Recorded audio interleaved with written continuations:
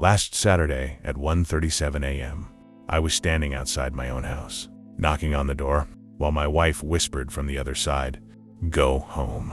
The problem is, I could hear male voices inside. But, strangely, that wasn't the moment I realized my marriage might be over.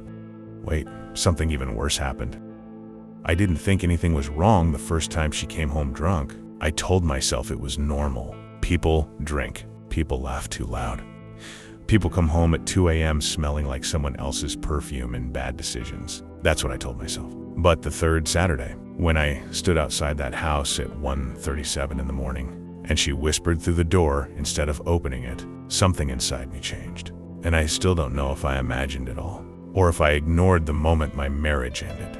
We were already fragile, not broken, just cracked. My wife, 33, me, 30.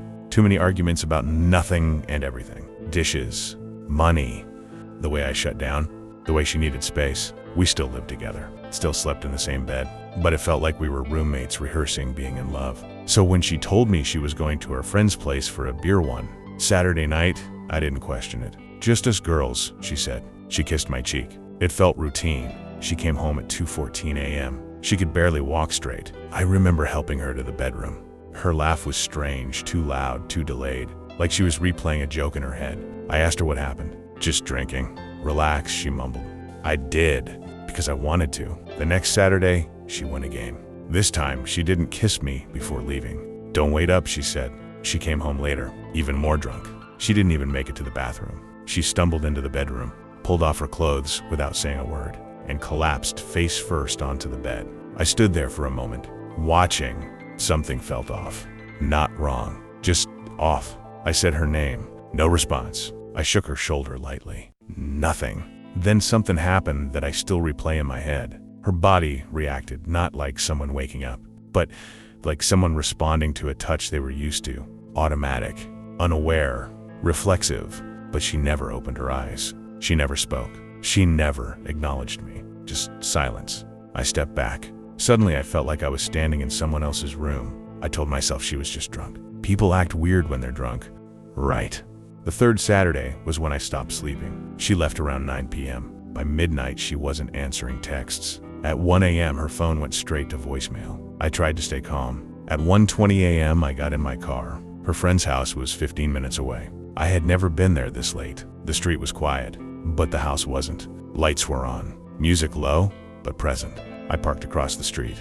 I sat there for 5 minutes. I told myself not to be dramatic. Then I walked up to the door.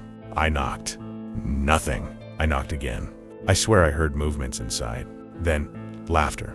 Not just one voice. Male voices. Low. Casual. Comfortable. I rang the bell. Silence. Then footsteps. Slow. Measured. The door didn't open.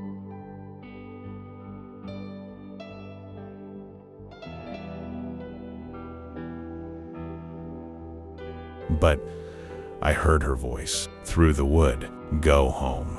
My chest tightened. "Open the door," I said. "No, just go home. I'll be back soon." "Why won't you open it?" Silence. Then quieter. "Nothing is happening." "You're overthinking." "Nothing is happening." The words didn't match the air.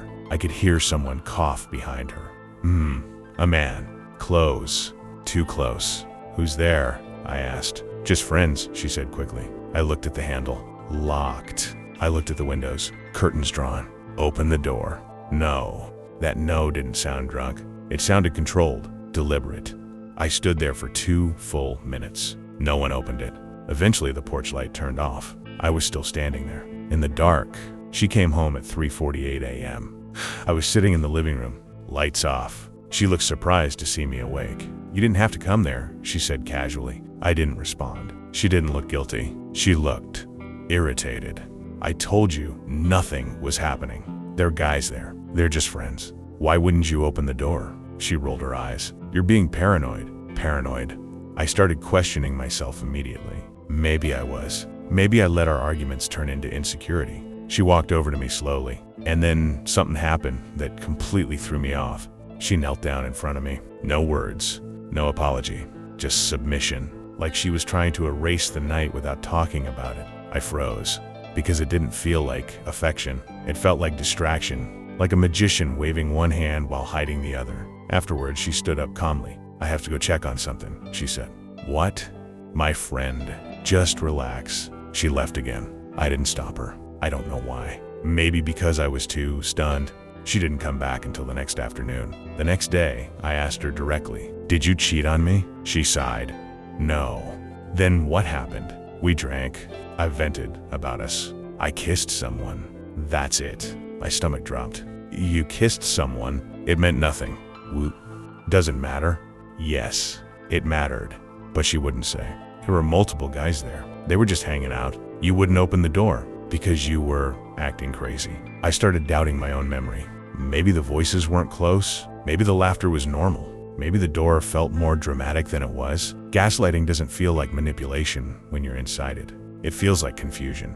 Weeks passed. She acted normal. Too normal. More affectionate than usual. More attentive. Like she was overcompensating. Or maybe like she was guilty. I checked her phone once. Nothing. No messages. No suspicious contacts. Too clean. It was too clean. I asked her friend casually one day how that Saturday was. She hesitated for half a second before second. It was fine. That hesitation stayed with me. Here's what bothers me most. Not the possible cheating. Not even the kiss. It's the door. Why wouldn't she open it? If nothing was happening, why keep me outside? Why let me stand there listening to strangers breathe in the dark? Why tell me to go home when I was already home? Sometimes I wake up at night and imagine what was happening on the other side. Were they laughing at me? Was she embarrassed? Was she protecting someone? Or was she protecting herself? I don't have proof, just fragments. Drunken returns, reflexive reactions, locked doors, male voices, a partial confession, and a wife who looks me in the eyes and says, "You're imagining things." Maybe I am. Maybe she only kissed one guy. Maybe everyone just got drunk and passed out. Maybe I drove myself insane over nothing. Or maybe the truth was standing on the other side of that door, and she made sure I never saw it. Because the scariest part isn't knowing she cheated, it's knowing she might have, and choosing to stay anyway. I still think about that night, about the way her voice sounded through the wood. Controlled, steady, not drunk, almost prepared, like she knew I might show up. And that's the part I can't shake. Because if she knew I might come, then she knew something was happening that shouldn't have been. And sometimes, when she falls asleep beside me, I look at her and wonder, was I the only one outside that door? Or was I the only one who didn't belong inside it? And if I knocked again today, would she open it? Or would I hear that same calm voice whisper through the dark, "Go home"?